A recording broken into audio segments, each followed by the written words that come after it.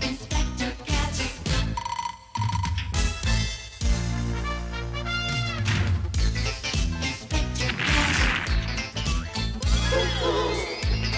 Inspector Gadget. Inspector Gadget. Go, Gadget, go. Go, Gadget, go. Inspector Gadget. Inspector Gadget.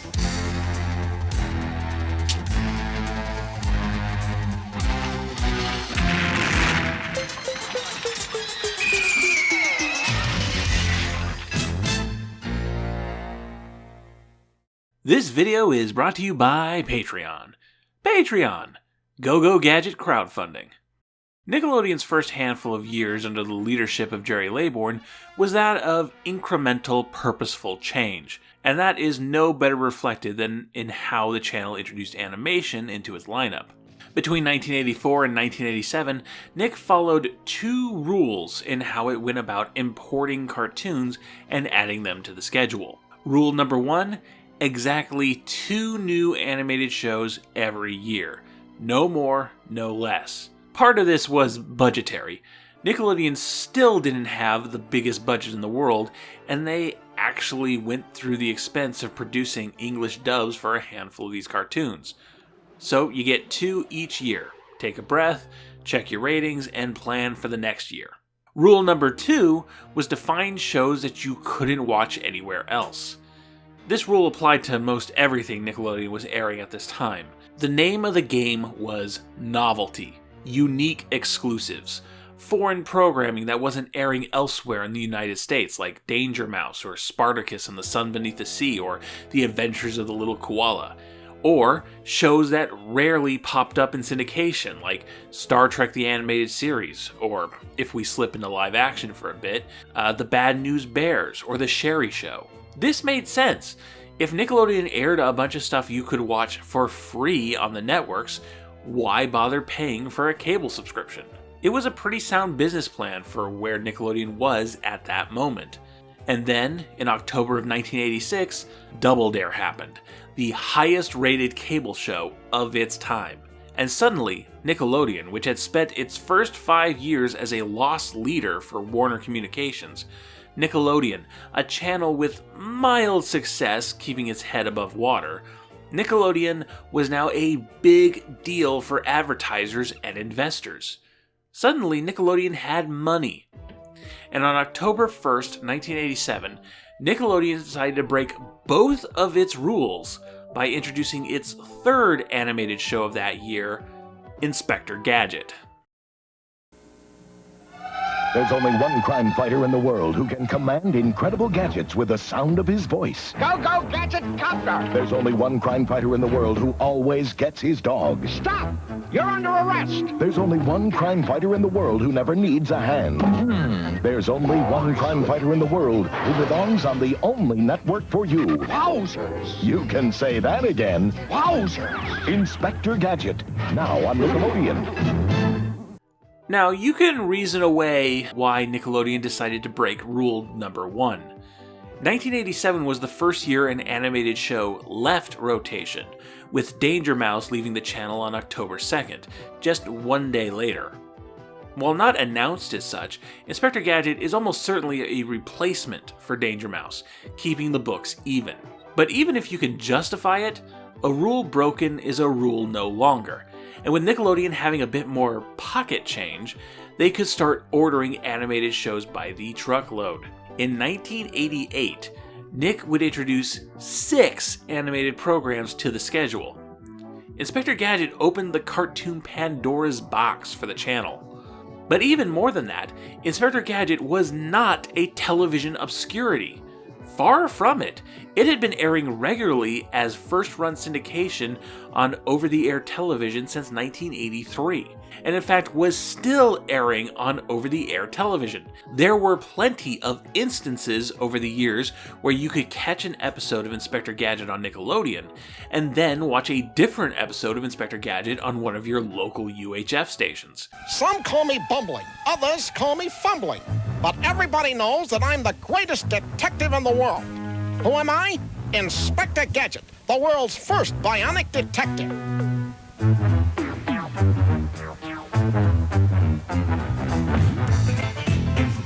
Gadget.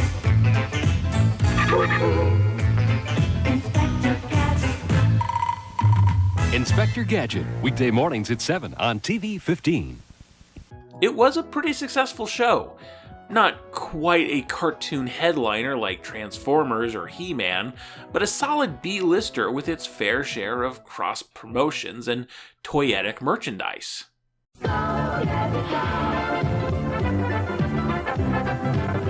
New from Kamar, official dolls from America's hottest new cartoon show. Get the fabulous Inspector Gadget doll, his clever niece Penny doll, his faithful dog Brain doll. Play with them, create your own adventures, solve crimes with them. Inspector Gadget dolls will help you relive each exciting episode. Get Inspector Gadget dolls today. Buy Inspector Gadget dolls from Kamar. It was the kind of show that Jerry Laybourne seemed to have been deliberately avoiding up to this point, and Cy Snyder wouldn't have touched it with a 10-foot pole. But now, Nickelodeon could afford children's shows with a little marquee value. And with Inspector Gadget obliterating rule number 2, it wouldn't be long before Nickelodeon became a place where you could catch reruns of Garfield and Friends, or Muppet Babies, or Tiny Toon Adventures, and not think anything of it. Give your audience something they've never seen before is a noble goal, but it is not a guaranteed path to success. And now with all eyes on a post-Double Dare Nickelodeon, several levels of corporate managers measuring every penny, throwing in a few already popular shows definitely had an appeal. But what of the show itself? Running for 2 seasons for a total of 86 episodes, the titular Inspector Gadget is a bumbling, clueless cyborg police inspector, known for his many useful gadgets hidden within his body. With the command of, "Go, go, Gadget!" the inspector can create a helicopter from his hat, skis from his shoes, a flashlight from his finger. His arms, leg, and neck extends, his coat inflates, and a hand is hidden in his skull that can pull out a number of items when the situation arises. Unfortunately, these gadgets have a nasty habit of malfunctioning.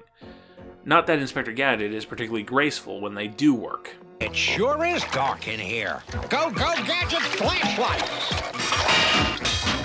No, flashlight!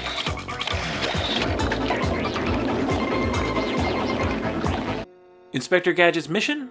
To stop the evil criminal organization MAD, led by the mysterious and imposing Dr. Claw. MAD's operations range from petty theft to world domination, but Inspector Gadget is always there to stop them.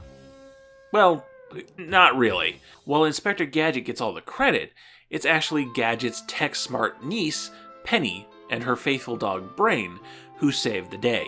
While Gadget is busy following the wrong leads, accusing random people of being MAD agents, and sometimes just forgetting why he's there in the first place, Penny will be sleuthing around with her computer book and communicator watch, while Brain will slip on a disguise and keep a close eye on Uncle Gadget.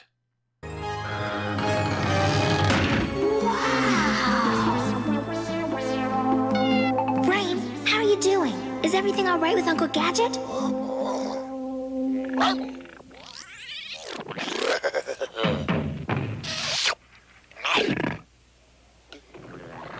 Madame's going to drug Uncle Gadget? We'll stay with him and don't let him eat anything. Chief Quimby, we found stolen jewels at the health spa. But no matter what Gadget, Penny, or Brain do, Dr. Claw always manages to get away in the end, flying off in the distance with his cat while cursing his luck. Gadget! One day, Gadget, you'll pay for everything! That sounds like Dr. Claw. Well, Chief, if he tries anything funny, he'd better watch out because Inspector Gadget is always on duty. Just about every episode of Inspector Gadget follows a very, very rigid story formula. Open on Gadget during his domestic life, a message from Gadget's superior, Chief Quimby, coming through Gadget's secret hand telephone, telling Gadget to meet the Chief at his designated hiding spot. The Chief gives Gadget a self-destructing message detailing Dr. Claw's newest plan. Inspector Gadget is on the case, and Chief Quimby gets blown up. As always, you can count on me, Chief.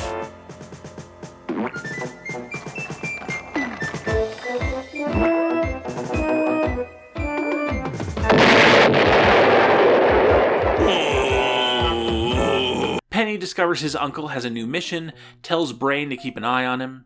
Gadget messes about, sometimes completely forgetting he's on a mission, or at least until he sees Brain in disguise and immediately accuses the dog of being a mad agent.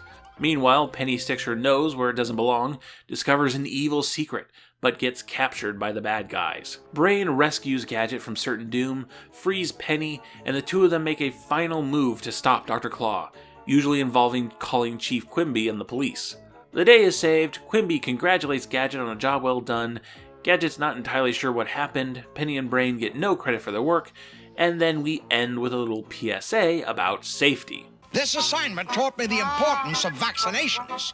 Did you know that some diseases have actually disappeared since shots were introduced? Oh, that didn't hurt at all. It's our duty to be vaccinated for the safety of everyone. You're next, Inspector. Yes, of course. We must consider other people's health as well as our own. Okay, Doctor, I'm ready. Rinse, repeat, rinse, repeat, rinse, repeat for 86 episodes. And it's here where I have to confess to the weakness of the way I make these videos. When I make an episode of Knacks, I try to watch every episode of a show available, which in this case was all of them. And that usually means sitting down with a notebook and watching 12 to 14 episodes of Inspector Gadget a day. And Inspector Gadget was not a show designed to be watched that way. It's grossly unbingeable. Putting episodes of Inspector Gadget back to back overemphasized the show's strict, repetitive story structure, and that makes the show a lot less fun. You can feel the Mad Lib style of scripting the writers at Deke had to have done in order to produce so many similar episodes. Dr. Claw is insert evil plot here, at insert interesting location here, and then you just build a series of gags around those two elements. Dr. Claw is planning a major art heist in New York City. Okay, so art gags and gags involving New York landmarks. Got it. Then, on top of that repetitive structure, you have Inspector Gadget himself, who is kind of funny and charming at first, but the more danger he puts people in through his incompetence, the more he takes credit for other people's heroism, the more frustrating he becomes to watch. He's not a bumbling hero who makes mistakes, but gets there in the end like Scooby-Doo. He's not an otherwise competent hero with a big ego that gets him into trouble like Darkwing Duck. He's just bad at his job. This is only compounded by his position as a law enforcement officer. Aha! Found you. You're both under arrest. Don't try to fool me with this phony beard. Oh, but sir, I am a simple merchant. You and your partner in that cheap goat statue disguise. Mad has sunk to a new low. Plaster agents and glued on beards. I'm calling the police. But these more negative aspects of the show are mitigated somewhat. Not completely, but somewhat, when you watch it as it was intended to be watched. Being 7 years old and only watching an episode a day, if you feel like it, is a dramatically different viewing experience than being in your 30s and watching a bunch of episodes at once for your job. Spreading the episodes out dulls the repetition, and hey, if you're around the same age as Penny, there's a little hero fantasy for you to go along with Gadget's inane antics. That's how it was for me, as Inspector Gadget was a regular part of my childhood viewing diet. And a lot of the gags are still good, still worthy of a chuckle or two. The show is inventive with its use of Inspector Gadget's gadgets, matched with some very solid animation, especially for its vintage. You end up with a funny, kinetic show that, when taken in moderation, is a real treat. But how did Inspector Gadget come to be in the first place? Well, his origins may surprise you. And for that, we return to Japan. Before the Inspector, there was the thief, Lupin the Third. Created by manga artist Monkey Punch in 1967 and becoming an animated series starting in 1971, this is the story of the world's greatest thief, Lupin the Third, the grandson of the French gentleman thief Arsène Lupin, from the works of French author Maurice Leblanc. Lupin the Third is a cornerstone franchise in Japanese manga and animation, a franchise that kicked off the careers of multiple legends in the field, a franchise that remains active to this day. And none of that is relevant to Inspector Gadget. As much as I would love to ruminate at length on Lupin the Third, there's only two things about it we need to touch on. First, Lupin the Third had very little appeal to overseas markets, especially in the United States. We're talking the 1970s here, and while a few Japanese animated programs had found success in the States in the 1960s, it was only shows that networks felt already fit in with their children's programming.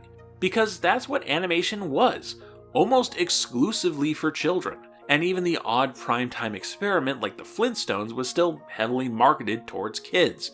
They didn't make those vitamins for adults. That was the rule in the United States. It was not the rule in Japan, and Lupin the Third would never fly as a children's show. Even putting aside the fact that its main character is a thief, the character of Lupin is famously horny, and, well, depending on the version you're reading or watching, he can get pretty rapey. There was also a great deal of gun violence and drinking and smoking in the franchise, so yeah, no way in hell would network television in the United States ever pick up this show. The second thing we need to touch on is copyright, as the original Lupin stories were not yet in the public domain, and in fact wouldn't be until 2012. Now, all Monkey Punch really did was take the name and say that the character was related to LeBlanc's character, but that was enough for the LeBlanc estate to launch legal action, and they lost. The estate had waited too long to take action, and Lupin the Third was allowed to exist unchanged in Japan. And so the 70s became the 80s, and the Lupin the Third anime, produced by TMS Entertainment, ended its second series. So what now?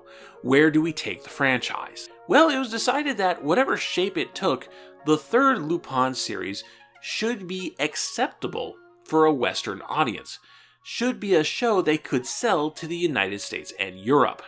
And to help with that, TMS looked at a French animation company that they had partnered with before and had good relationships with.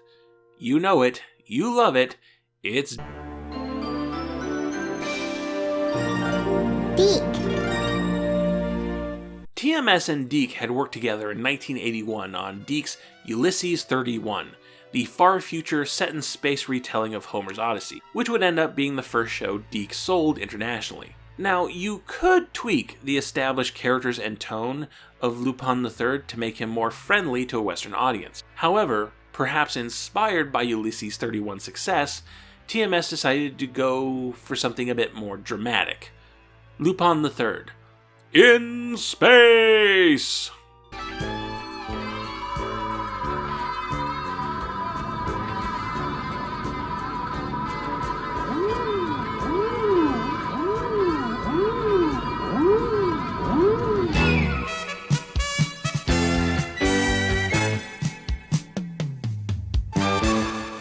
Dubbed Lupin the Eighth, this version saw the descendants of the original anime solving crimes in a far future intergalactic setting.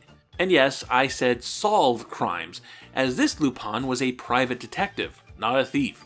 The womanizing was out, guns were replaced with laser pistols, and cigarettes were replaced with lollipops.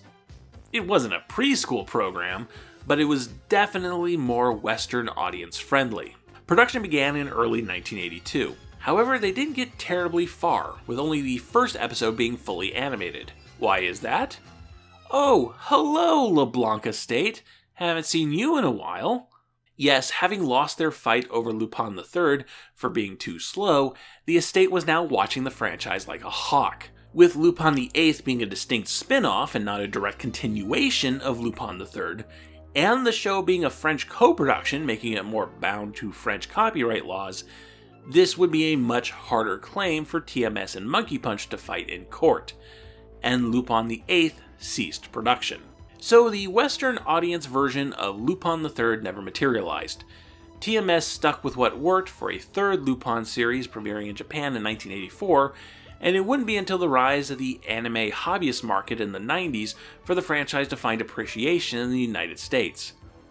But hold on, TMS still wanted to make something for the Western market, and we already have this production team together. Hey, Deke, come up with a show we can make now. Just to be clear, there's virtually no creative connection between Lupin the Eighth and Inspector Gadget. They didn't recycle scripts or carry over characters or anything like that. Maybe the Lupin the Third character Inspector Zenigata was a visual influence on Inspector Gadget's character design, though not the main influence as we'll see. But no. Instead, Inspector Gadget was an unexpected Plan B, something to fill the vacuum left by Lupin the Eighth's cancellation. So Deke was now positioned in charge, and they had to get a creative team together to develop a new, Western audience appealing idea in a very short amount of time. There are 3 people credited as creating Inspector Gadget. The first we've met before, Jean Chelopon, Deke's founder, animation producer, and writer. The second is Bruno Bianchi, an animator who had been working with Deke since 1977, and had been a director for a few of their French-only shows. As for the third, well, if this was going to be a show meant to be sold to an American audience, we should probably get an American into the creative team. So Deke scouted this colorful character, Andy Hayward. Hayward came from Hanna-Barbera. His father was a senior vice president of the company in charge of their live-action division. Dad brought Son in as Joe Barbera's personal assistant, and Andy would eventually end up in the screenwriting division, writing scripts for shows like Scooby's All-Star Laugh Olympics, and, more relevant to today's topic, Dynomutt, Dog Wonder.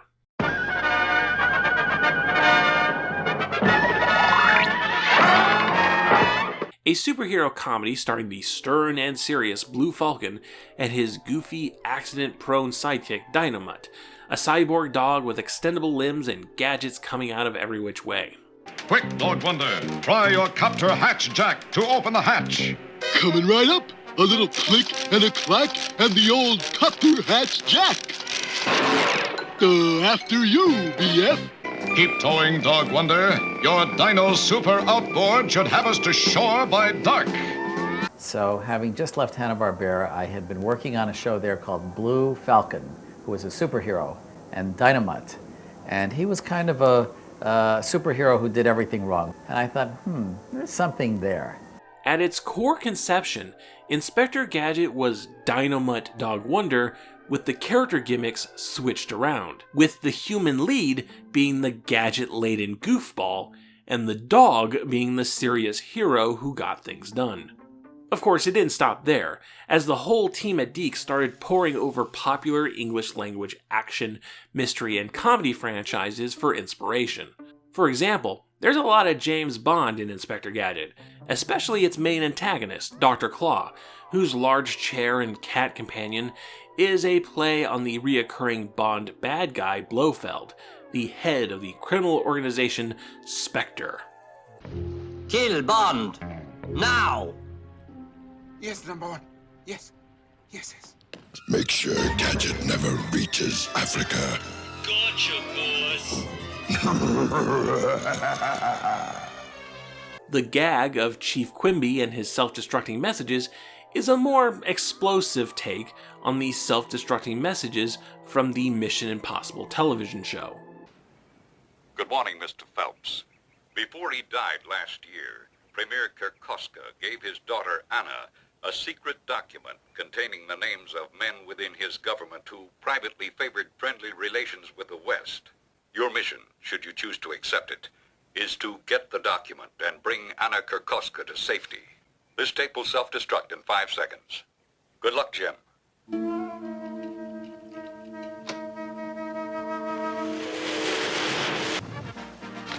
Where's your assignment, Gadget? Blarney Stone, National Treasure of Ireland, stolen? Suspect mad plot to hold for ransom. Must locate it once. This message will self-destruct. Don't worry, Chief, I've got the luck of the Irish. You can count on me.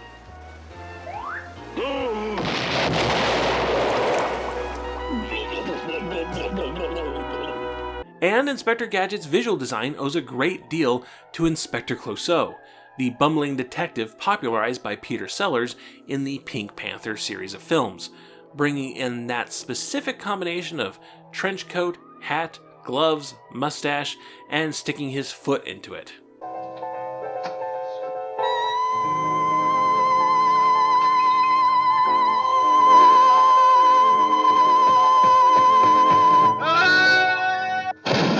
So they want to play rough, eh? Well, they're no match for Inspector Gadget. Go, go, Gadget legs!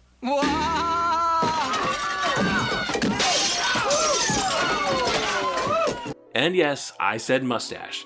Inspector Gadget was originally designed with one, a mustache that would get him into some serious trouble. To help sell the show, Deke produced a pilot titled Winter Olympics. A new Deke studio was opened in Burbank, California, where Hayward would base himself, while the talented animators at TMS in Japan got to work. The role of Inspector Gadget was cast twice in the making of the pilot. First, there was Jesse White, best known as the lonely repairman in the series of Maytag appliance commercials that ran from the late 60s to the late 80s. Working on the Maytag, working on the Maytag. Boy, it's sure good to be actually working on a Maytag. It's been a while. You know, that's the trouble with you Maytag washers and dryers. You're too dependable. It's not often that anybody needs us Maytag repairmen. That's why we're the loneliest guys in town. I'm working on the Maytag. Sadly, his recording as Inspector Gadget is lost to time. The other person cast was Gary Owens, known as the voice of Blue Falcon and Space Ghost, as well as the announcer of Rowan and Martin's Laugh-In. Dan Rowan, Dick Martin, Ruth Fuzzy, Alan Suze, and Lily Tomlin. His version of Gadget is quite different from what you're used to. It's an easy flight down with my Gadget umbrella. Oh, go Gadget fella. Go Gadget fella. Yes, Gadget fella, go. Gadget gallant. Gadget brella, if the hero play.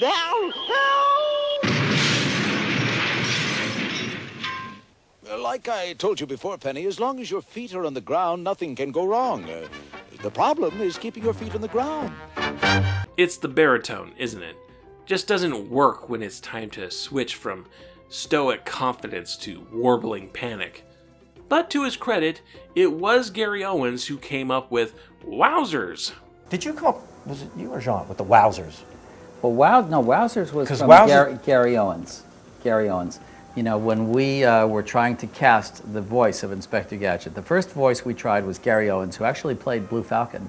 And he came in and he did an audition for us, and we gave him models of the character and, you know, tried to get him involved in it.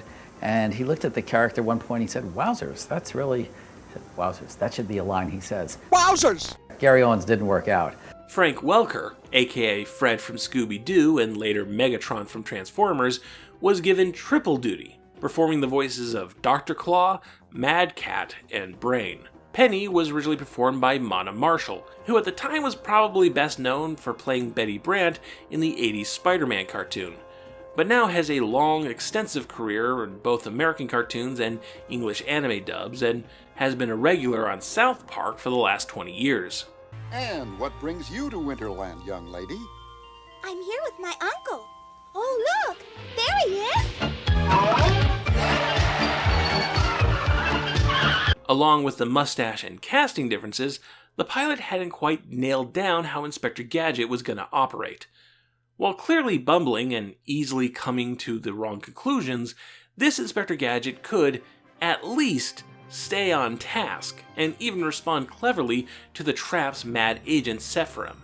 Nothing like a little oil to grease things up. Hey,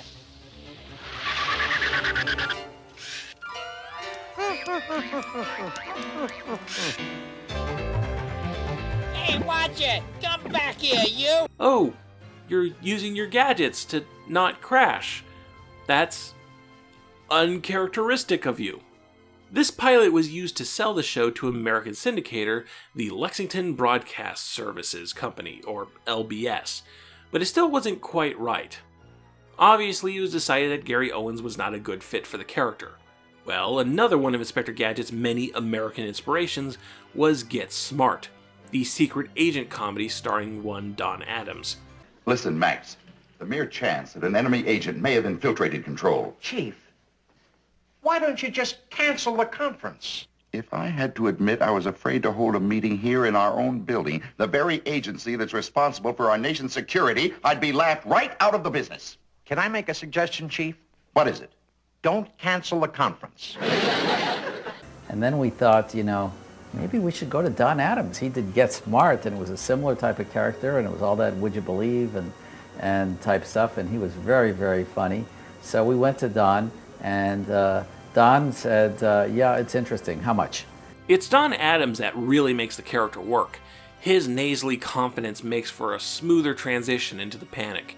He's somehow both likable and very punchable at the same time. He wouldn't be the only recasting. Mona Marshall couldn't make the obligation for a full series, and so Penny was recast by the barely 13-year-old Cree Summer, in what would be her first role, but far from her last. But Uncle Gadget, I don't remember you entering any contest. That's the beauty of these modern lotteries, Penny. Everyone gets a chance. They probably just drew my name out of a hat. That sounds very strange. Be careful, Uncle!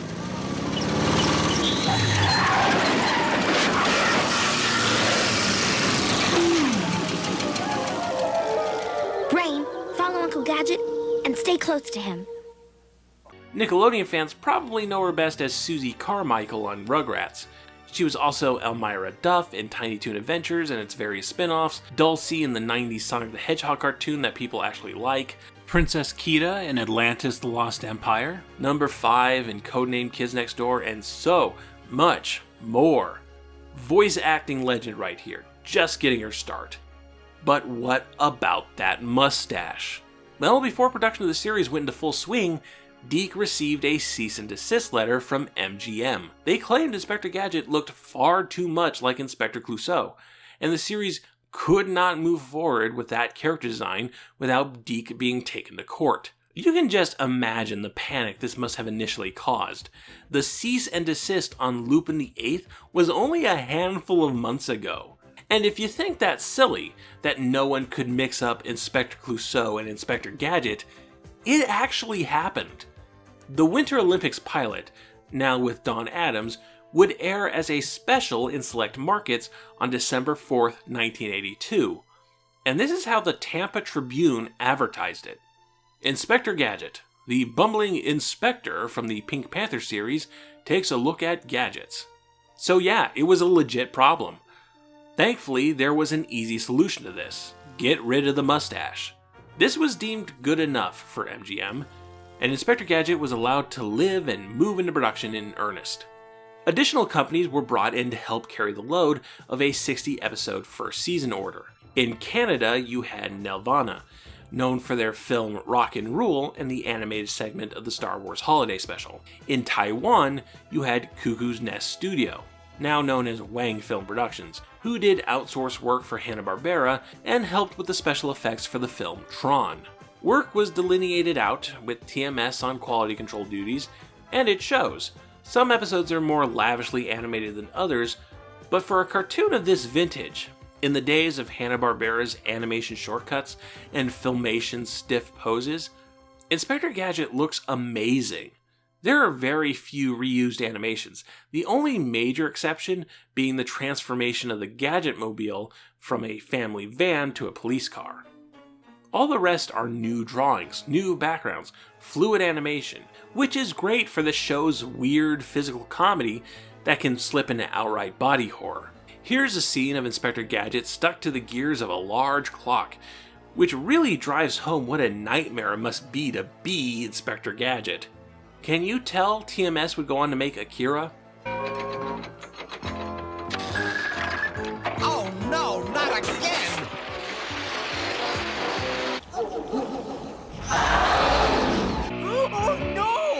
my beautiful cloak! Yeah! どうしたことだああ消えてしまう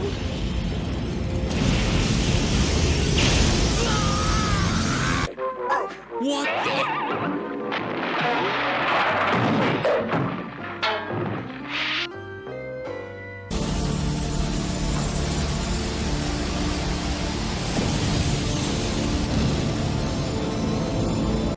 And so, after nearly 2 years of production, 5 countries, 4 companies, 3 lead voice actors, and 2 threats of lawsuits, Inspector Gadget's first season made its American premiere on September 12, 1983, airing 5 days a week in most markets.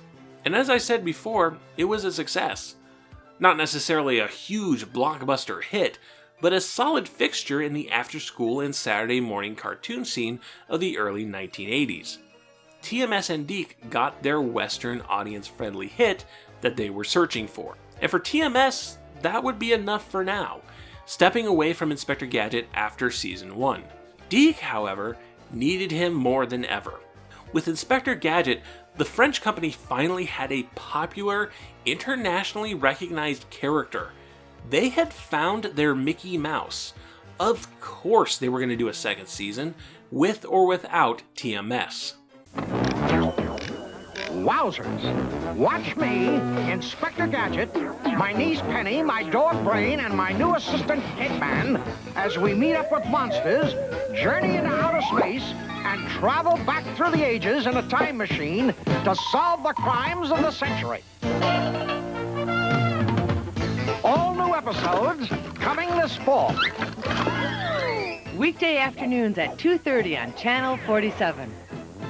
Nelvana was also out for Season 2, so the brunt of the animation work was being done by Deke's California studio, run by Andy Hayward. However, that meant that Deke could no longer use their Canadian voice actors, most notably Cree Summer. Penny would be recast with Holly Berger, who is best known for playing Penny in the second season of Inspector Gadget. Not much of a resume, I'm afraid, but she does an admirable job filling in Summer's shoes.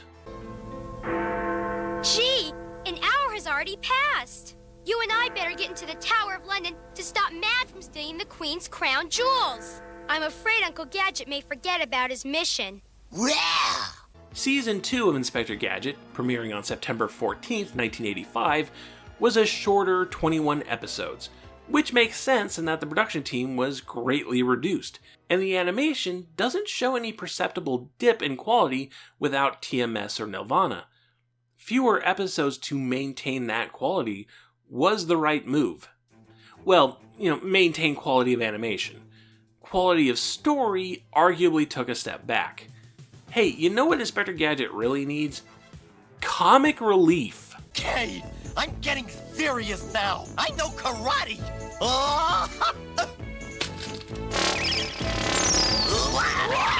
I told you, no one stops Corporal Cape Man. This is Corporal Cape Man, Inspector Gadget's new sidekick. He is just as bumbling, clueless, and harmful as Gadget, only with a superhero theme instead of a police officer theme. Voiced by Townsend Coleman, aka Michelangelo and the Tick, Corporal Cape Man is... he's too much. He's acceptable as a one-off character, but he's in 9 episodes, nearly half of Season 2. And having a second idiot protagonist who has no idea what's going on and does more harm than good? Inspector Gadget was already teetering in trying to balance Gadget's buffoonery with Penny and Brain's heroism, and adding Corporal Cape Man ruined that balance. We must continue the search. Yes, Inspector. I'll go this way, Captain. You go the other. Yes, Ultimate Inspector. That kid is A-OK. Thankfully, for the series as a whole, he's a very small and very ignorable part of it. The final new episode of Inspector Gadget aired on February 1st, 1986, but of course was rerunning consistently in syndication. By this point, Deke was proper successful in children's animation. Between Inspector Gadget's first episode and its last episode, Deke had also released The Littles, The Get Along Gang, Wolf Rock TV, Kid Video, Pole Position, Rainbow Bright, Heathcliff and the Cadillac Cats, Care Bears, Hulk Hogan's Rockin' Wrestling, Jace and the Wheeled Warriors, and Mask.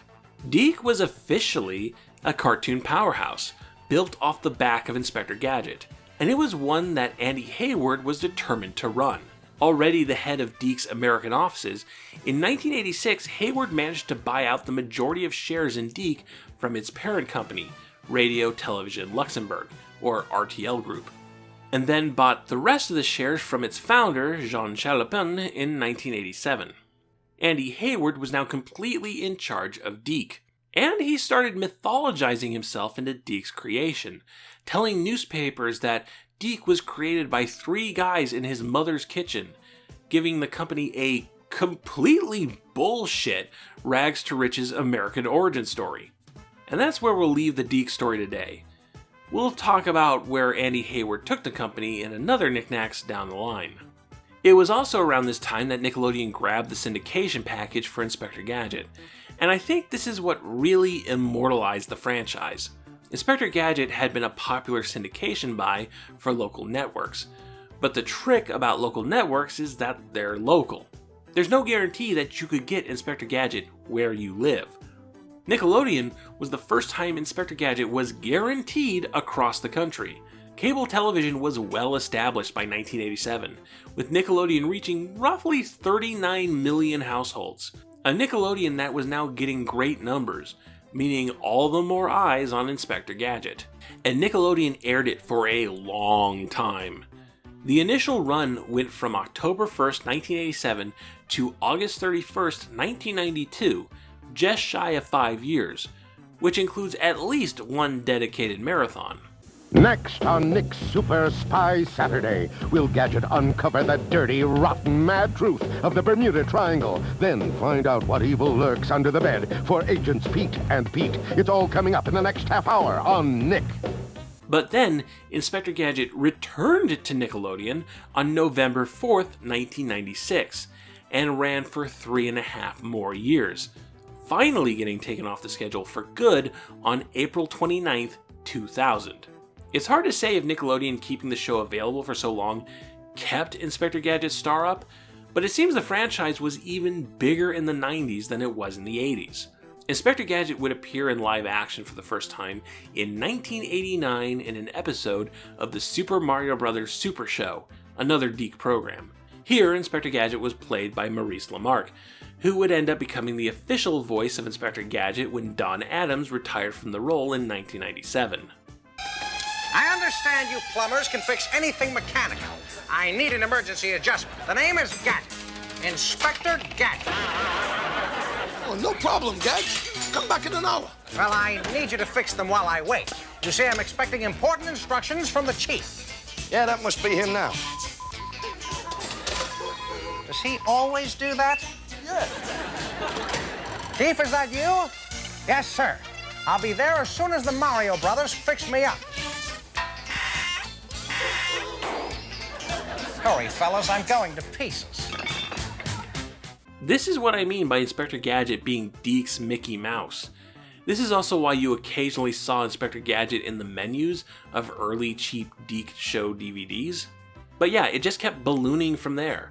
A Christmas special in 1992, a Pup Named Scooby-Doo style youngified version spin-off in 1995, an educational spin-off in 1996, an educational spin-off of the youngified spin-off in 1997, a live-action theatrical film in 1999, a sequel series in 2001, a straight-to-video sequel to the theatrical film in 2003, a straight-to-video CGI film in 2005, and another sequel series in 2015, which only ended 2 years ago in 2018.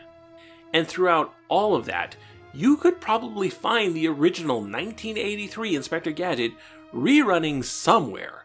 You can find Inspector Gadget reruns now. It's Go-Go Gadget time! Ride along with Penny, Brain, and Inspector Gadget as they try and stop the evil plans of Dr. Claw. Can you keep a secret? I'm looking for mad agents. So this is a mad plot. That's right, little girl. I don't know how you did it. What did I do, Chief? It's crime-solving fun with Inspector Gadget right here on Cubo. At the time of this writing, Cubo airs 5 hours of classic 83 Inspector Gadget every Saturday night. It has endured in a way that no other show we've talked about has. Inspector Gadget is so easy to syndicate, and because of that, the audience that grew up with Inspector Gadget never stopped growing. This show has been entertaining kids for almost 40 years now. 40 years of kids growing up into adults nostalgic for Inspector Gadget, and those nostalgic adults ending up in the cartoon business and making new Inspector Gadget, or working at a television station and putting Inspector Gadget on their schedule. It's a self-perpetuating machine. I'm strongly nostalgic for Inspector Gadget, even if I don't think it's held up well for adult viewing. There is one more point where Nickelodeon and Inspector Gadget intersected. Between October and December of 2002, Nickelodeon aired Deke Movie Tunes, a collection of made-for-TV animated movies produced by Deke and some of them based on existing Deke properties. We'll talk about Deke Movie Tunes more at length when Knacks gets to 2002, but the first film shown in this series, airing on October 6th, was Inspector Gadget's Last Case. Using the character designs of Gadget and the Gadgetinis, but not actually being a part of that show's continuity, it's weird. Inspector Gadget's Last Case revolves around the titular hero's relationship with the Gadgetmobile, which, starting with the 1999 movie, now had a kind of artificial intelligence and was a full-blown character. Despite what the title suggests, this isn't any kind of finale for the franchise, just a one-off, business-as-usual Inspector Gadget story. Except, Inspector Gadget, the character, is an actual hero.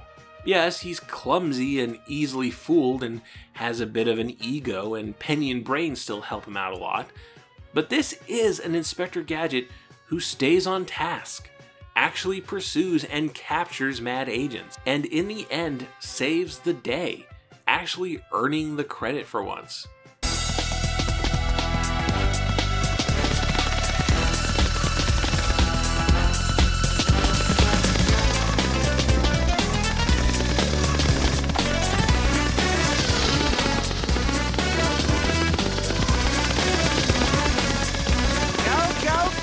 Butterfly net.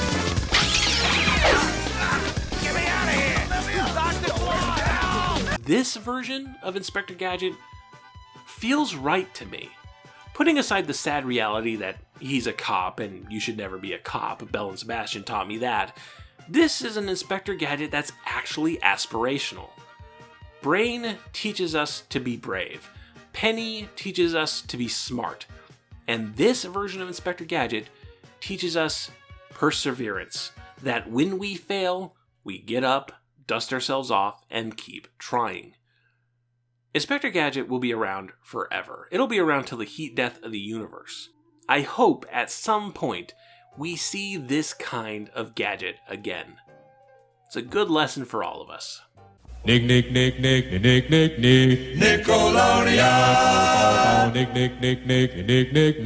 Nickelodeon. Next time, Nickelodeon gives game shows another shot.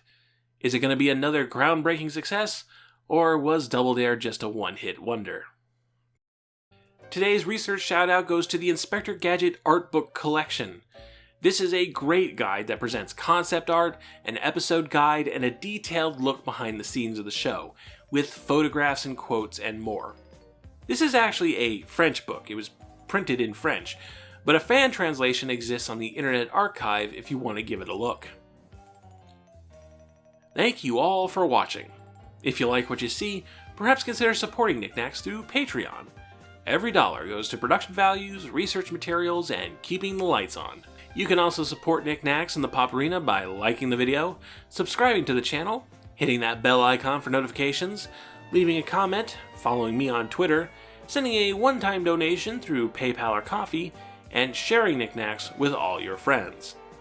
Thank you all for watching, and Black Lives Matter.